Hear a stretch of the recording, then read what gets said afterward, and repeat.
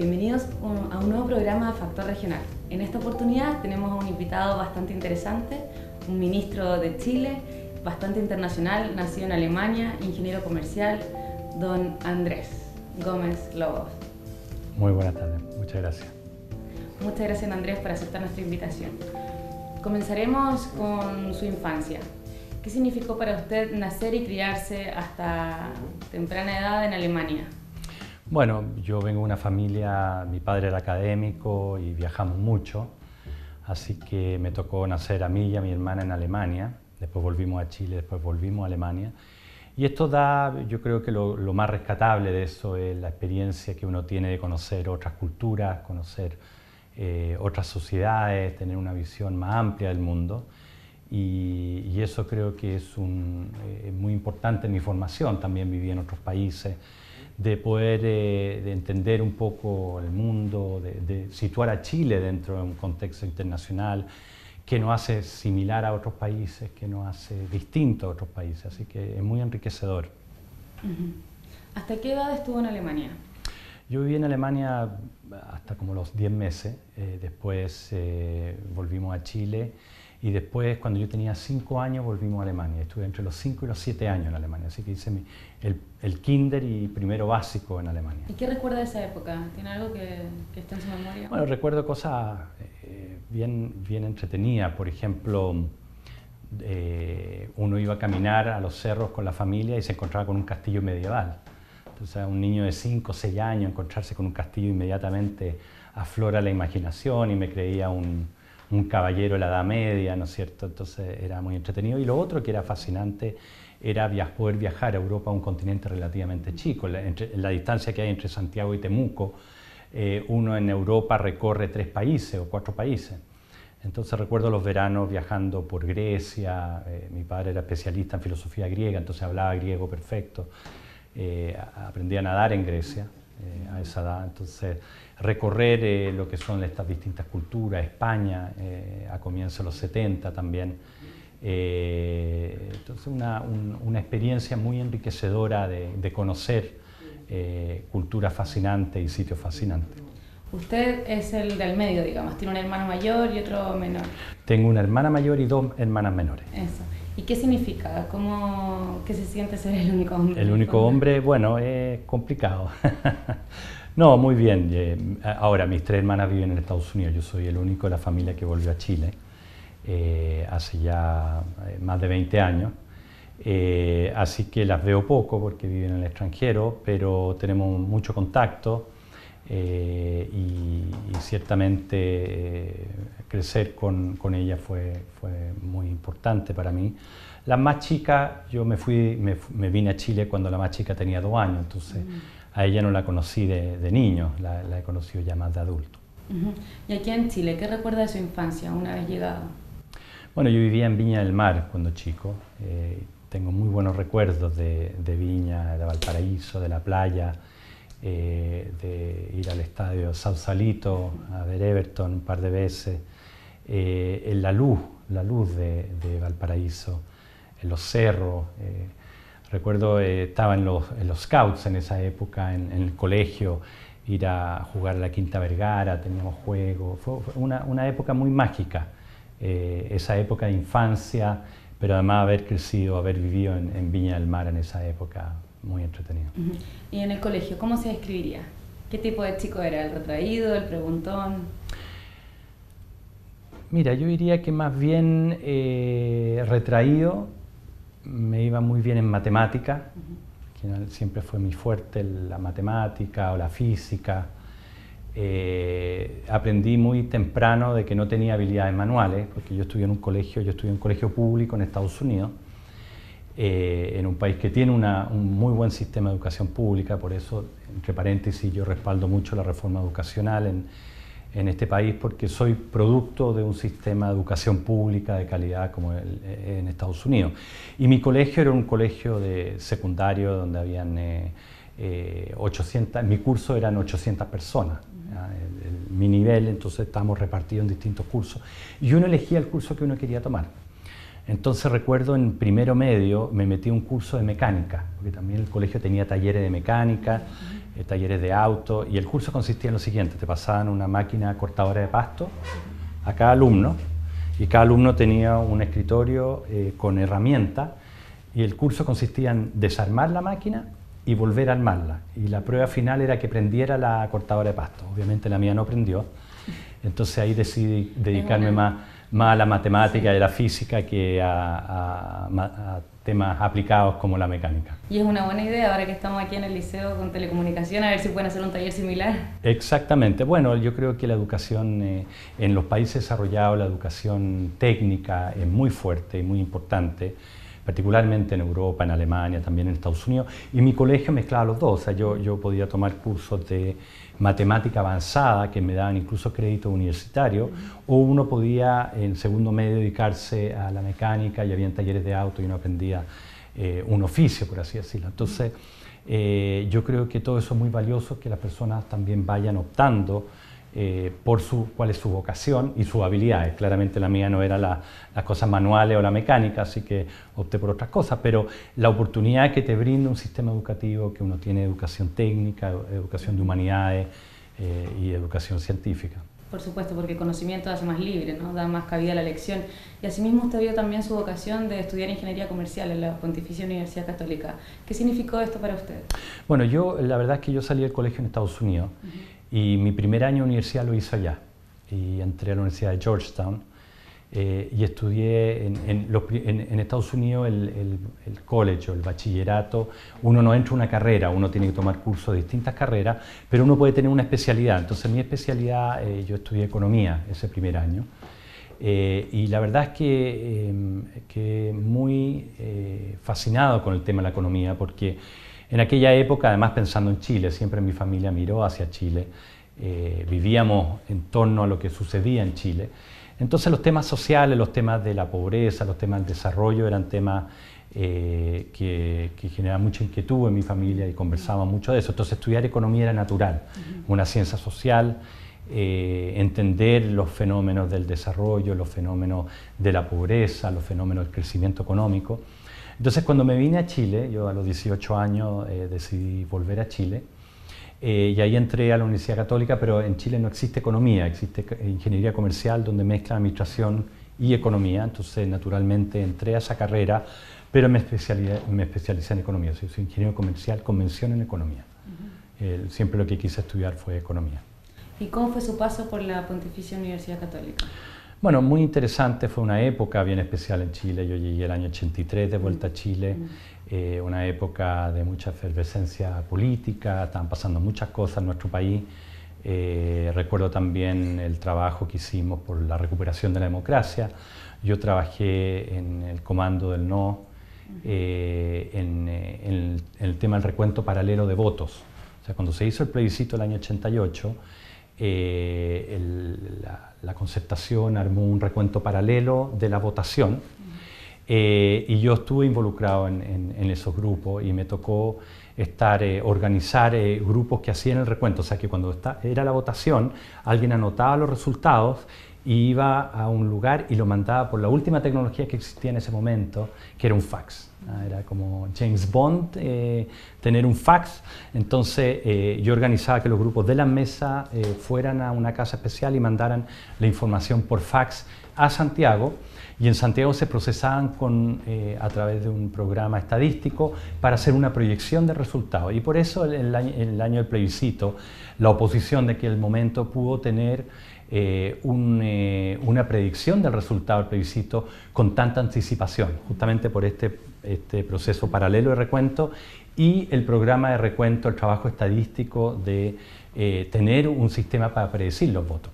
Lo interesante como anécdota es que la persona que hizo el programa estadístico de este proceso de recuento paralelo fue Eduardo Engel, que venía llegando a un doctorado en estadística en la Universidad de Stanford, y justamente el que ahora presidió la comisión contra el conflicto de interés y la probidad, etcétera, de la comisión presidencial.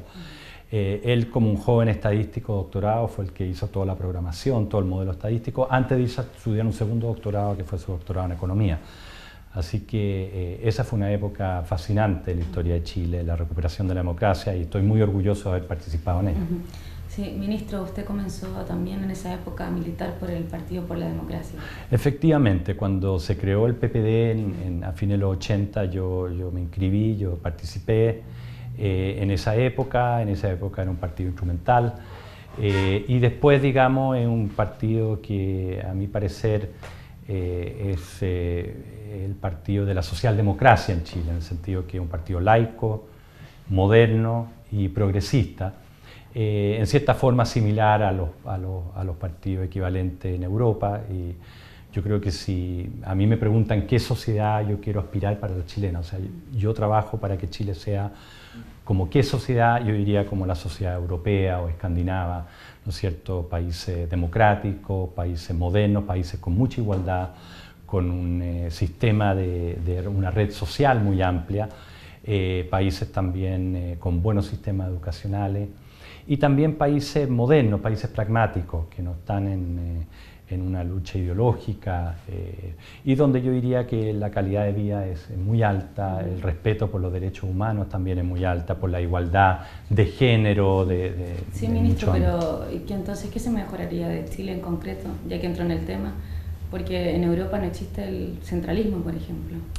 Bueno, o sea, tanto en una zona como en la otra, por muy pueblo que sea, en Alemania, o sea, en Stuttgart sabe lo mismo que en Berlín, y es como más... Bueno, por eso mismo... A diferencia de Chile, quiero decir. Claro, bueno, por eso mismo yo creo muy importante el programa de la presidenta Bachelet hacia una descentralización. O sea, este es un gobierno, el gobierno de la presidenta, que aspira a que tengamos un Chile más descentralizado, y por eso la reforma para elegir democráticamente a los intendentes y otras medidas que está aplicando el gobierno para tener una mayor descentralización.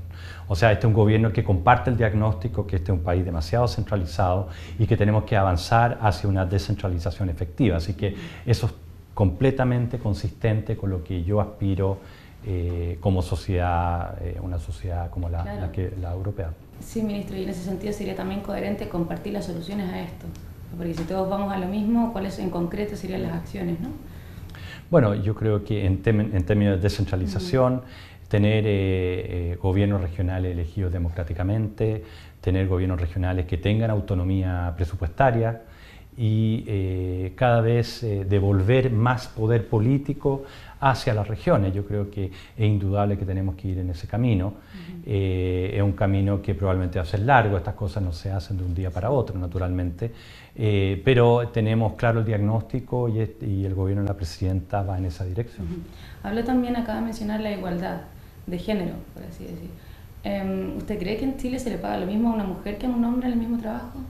No, ahora sabemos estadísticamente que no es así, digamos, tenemos los resultados de la encuesta, así que sabemos que no es así, y nuevamente este gobierno, el gobierno de la presidenta, aspira a una mayor igualdad de género, una mayor igualdad también en todos los planos, de socioeconómico, igualdad también de personas con de distintas opciones sexuales, o sea, igualdad en todas sus dimensiones. Con respeto a las minorías sociales también. A las minorías sociales, a la minoría étnica. Yo creo que todo eso forma parte del ADN de la nueva mayoría, y particularmente el gobierno de la presidenta Bachelet. Sí, acaba de mencionar la palabra etnia. Estamos en una zona de conflicto, en la novena región. ¿Qué opina respecto a esto? Bueno, es un conflicto, es un tema bastante complejo. Yo creo que podríamos conversar horas y no daríamos abasto para ese tema. Pero si le preguntáramos la opinión a Andrés Gómez Lobo. No, yo creo que indudablemente tenemos que avanzar hacia una sociedad con mayores derechos de los pueblos originarios, de etnia. Tenemos que avanzar hacia una recuperación de la cultura, también las minorías culturales. Así que las aspiraciones las conocemos, los objetivos. Yo creo que la dificultad radica en cómo transitamos hacia eso, los instrumentos. Pero yo creo que es indudable que tanto la presidenta como la nueva mayoría aspira a una sociedad más igualitaria y de mayor respeto hacia las minorías étnicas y hacia la pluralidad cultural. Eso es indudable. El tema es cómo transitar hacia eso, y yo creo que ahí están las complejidades y que digamos que ahí tenemos que ver una forma pacífica de lograr ese objetivo. Ministro, usted hizo el doctorado en la Universidad College London. ¿Qué aprendizaje le queda para poder aplicar en Chile? Porque sabemos que la vida en Europa es completamente distinta y la cultura europea es diferente a la chilena, pero siempre hay rasgos que van quedando de aquellos viajes, de aquellos conocimientos adquiridos. ¿Qué podría específicamente aplicar en Chile? Bueno, a ver, yo creo que la gente a nivel internacional es más similar de lo que uno cree. O sea, la gente al final somos toda una misma humanidad. Yo no creo que existan tantas diferencias entre un inglés, un alemán, un chileno, un hindú. Al final todos se ríen, todos quieren a su familia, todos tienen amigos, todos aspiran a una vida plena. Yo creo que como humanidad tenemos muchas más similitudes que diferencias. Y en ese sentido no creo que existan tantas diferencias. Lo que sí, yo viví en Inglaterra una época particular, una época en que se está integrando la Unión Europea. Y eso fue muy importante porque fue una integración pacífica. O sea, esto de ver como países distintos, con distintos idiomas, con tradiciones y una historia muy distinta, como Alemania y Francia, que habían peleado 2 guerras mundiales hace no tantos años, menos de un siglo, pudiesen pacíficamente unificarse económicamente, dejar su frontera, acoplar sus leyes, entregar poder político hacia un gobierno central como la Unión Europea, normas centrales. Eso fue un proceso fascinante y la lección ahí es que si tenemos la voluntad, siempre vamos a poder encontrar una forma pacífica de unirnos y de encontrar formas de convivir en comunidad, respetando nuestras diferencias. Entonces, yo diría que eso fue una cosa que me marcó mucho en esa época, en los años 90 en Europa, de cómo estas distintas culturas podían unificarse en forma pacífica. Y hoy en día, con los avances tecnológicos, también podemos tener acceso a través de la televisión a distintas culturas, ¿no? ¿Qué opina usted sobre la televisión digital? Bueno, estamos impulsando la televisión digital con mucha energía. Felizmente se aprobó y se publicó el plan de radiodifusión televisiva en abril de este año, que finalmente es el puntapié inicial para el proceso de despliegue de la televisión digital en Chile, que tiene un plazo de 5 años. O sea, desde abril de este año, cuando se publicó este plan, va a haber 5 años para transitar hacia la televisión digital y después va a haber un apagón analógico. O sea, ahora nosotros vemos, o veíamos, porque mucha gente está viendo televisión digital, ahora voy a explicar por qué. Ahora vemos la televisión o veíamos la televisión analógica. Esa televisión en 5 años más va a dejar de transmitirse. Entonces va a haber lo que se llama el apagón analógico y la única televisión que va a existir va a ser la digital. Ahora, este proceso dura 5 años y hay un periodo de 2 años en que los canales nacionales tienen que tener digitalizadas sus transmisiones en las capitales regionales y en 20% del territorio nacional. Así que dentro de 2 años, las principales, o sea, todas las capitales regionales van a tener televisión gratuita, de libre recepción, en alta definición, que es el HD, la televisión digital. Entonces, pero antes de eso, lo que se hizo es que se entregaron a algunos canales una licencia experimental, como en el caso de este canal, o demostrativa. Y eso ha permitido a la gente experimentar y ver cómo es la televisión digital y las prestaciones que tiene, la mayor calidad para ver esta televisión. Y lo más importante del despliegue de la televisión digital es que nos va a permitir llegar a zonas que ahora tienen un canal, zonas apartadas, zonas rurales que ahora a lo más reciben una señal o tal vez no reciben nada. Y dentro de estos 5 años, de este periodo de transición, van a poder recibir televisión de libre recepción, esto significa gratuita, al menos 7 canales nacionales. Así que va a ser un salto muy importante para una población que vive en zonas aisladas, en zonas geográficamente lejanas, que va a poder ver ahora tener una amplitud mucho más amplia de canales y una calidad que es la calidad de la televisión digital. Junto con eso, yo creo que también es importante señalar que la televisión digital nos va a permitir tener más canales, tener canales regionales, locales, con contenido cultural, contenido educativo. Entonces vamos a tener una mucho mejor televisión de libre recepción. Y a las personas en casa explicarles, si no tienen capacidad económica para adquirir un televisor digital, ¿existirán alguna posibilidad de ayuda? Bueno, como tenemos un plazo de 5 años, lo vamos a estar viendo en el camino, pero hasta ahora muchas personas, yo diría la mayoría de las familias, ya tienen un televisor digital. O sea, a raíz del Mundial, a raíz de la Copa América, ha habido una renovación de equipo. En general, los hogares en promedio en Chile renuevan su equipo una vez cada 5 años. Entonces, yo creo que de aquí a un par de años la mayor parte de la población va a tener un televisor digital. Lo único que se requiere es la antena para poder recibirla, que es una antena muy barata por lo demás. Teniendo un televisor digital y la antena se va a poder recibir la señal digital. Y entonces vamos a tener que evaluar un par de años más cuánta gente no tiene televisión digital aún y si es necesario algún apoyo desde las políticas públicas para ayudar en esa renovación. Pero eso yo creo que hay que evaluarlo un par de años más cuando ya estemos operando la televisión digital y veamos, digamos, qué porcentaje de las familias han renovado sus televisores por un televisor digital. ¿Y los canales como nosotros tendremos posibilidades de poder acceder a algunos beneficios de materiales? Efectivamente, hay una línea especial de subsidio que va a implementar la Subsecretaría de Telecomunicaciones, así está establecido en la Ley de Televisión Digital, para programas, para equipamiento, para los canales locales y regionales. Así que vamos a tener un programa de subsidio para permitir a canales locales y regionales y comunitarios poder comprar el equipamiento para televisión digital.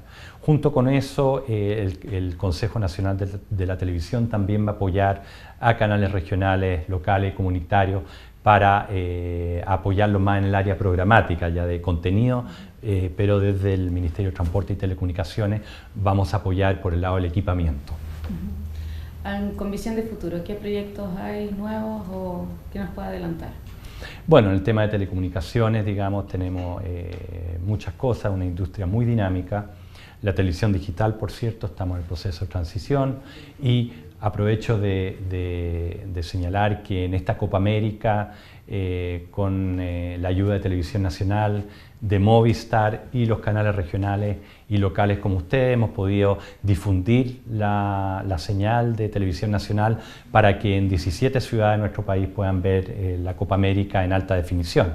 Ese fue un trabajo que coordinamos desde el Ministerio de Transporte y Telecomunicaciones y un agradecimiento a Televisión Nacional, que es la que tiene la señal, a Movistar, que transmite la señal a regiones, y todos los canales regionales, son 19 en todo el país, que están transmitiendo la señal de Televisión Nacional justamente para que las personas en regiones puedan ver la Copa América en alta definición.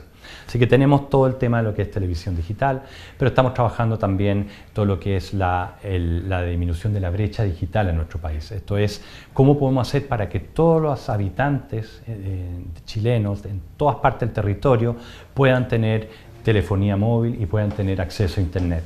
Ahora, actualmente cubrimos alrededor del 95% del territorio habitado de nuestro país con cobertura de Internet, y queremos llegar a 98, y para eso estamos con muchos programas. Uno de ellos es Wi-Fi gratuito. Estamos instalando en distintas localidades a lo largo de todo el país sitios con Wi-Fi gratuito, en cada localidad 4 puntos.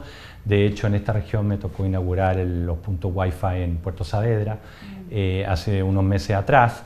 Y es una forma para que las personas puedan acceder a Internet en forma gratuita. En parque, en plaza, se instalan estos equipos justamente para que las personas puedan acercarse con teléfono inteligente o con iPad o con computadores que tienen acceso a Wi-Fi y puedan navegar en forma gratuita. También estamos con un programa muy ambicioso de instalar conectividad en localidades pequeñas. Esto es parte de un concurso del espectro de radioeléctrico. Tal vez esto es un poco técnico, sí, pero el punto es el siguiente: para transmitir cualquier tipo de onda, ya sea televisiva, digital, radio, internet, se necesita tener espectro radioeléctrico. Y la Subsecretaría de Telecomunicaciones del Ministerio de Transporte y Telecomunicaciones asigna este espectro. En la última asignación del espectro que se hizo, que se asignó un espectro que se llama el 2600 MHz, esa es ¿cómo se denomina ese espectro? Lo que se hizo, se le dijo a la empresa, yo te entrego este espectro, pero usted me da conectividad en 543 localidades que ahora no tienen. Eso terminó en marzo y ahora tenemos 543 localidades donde antes no había conectividad, donde ahora las hay. Bueno, ahora estamos en otro proceso en que se adjudicó, estamos en proceso de adjudicar otra parte del espectro, que es el 700 MHz, y en ese concurso lo que se hizo como requisito para acceder a este espectro es que las empresas tienen que colocar conexión a internet y telefonía móvil en 1281 localidades que ahora no lo tienen. Entonces, con este esfuerzo, y una vez que Contraloría tome razón de estos decretos de adjudicación, que yo espero que sea pronto, existen 18 meses de despliegue, o sea, vamos a tener posiblemente hacia fines del próximo año, conectividad en 1281 localidades que ahora no lo tienen. Así que es un salto cuántico para disminuir las brechas de acceso a Internet en nuestro país. O sea que esto se traduce en que hay casas donde no llega Internet, en que sí llegaría.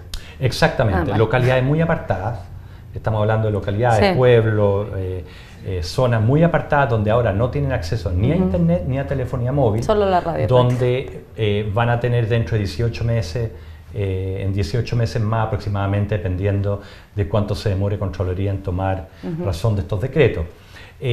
Además de eso, se van a iluminar con telefonía móvil más de 850 kilómetros de camino, de carreteras. Y también más de 500 colegios se le va a instalar internet de banda ancha gratis por 2 años. Entonces es una forma de ir avanzando hacia tener una sociedad más igualitaria, en este caso en el mundo del acceso a las telecomunicaciones. Y esos colegios son fuera de Santiago, ¿no? Son todos en zonas aisladas donde ahora no tienen conectividad. En zona urbana ya prácticamente el 100% de los colegios y de la población tiene acceso. Lo que estamos hablando es llegar a las zonas más apartadas, zonas rurales, zonas muy aisladas, donde actualmente no tienen esa conectividad y yo creo que todos tenemos el derecho a tener acceso a la sociedad de la información y por eso estamos haciendo estos esfuerzos. Interesante y muy buenas noticias, ministro, futuro. Así es. Bueno, le queremos agradecer esta entrevista, por haber venido, por estar aquí en Canaltech Televisión y por habernos elegido también para transmitir esta señal durante la Copa América. Encantado y mucho éxito. Bueno. Agradecemos también a ustedes por habernos acompañado y quedamos en un pronto encuentro en nuestro programa Factor Regional. Siga por las pantallas de Canaltech Televisión.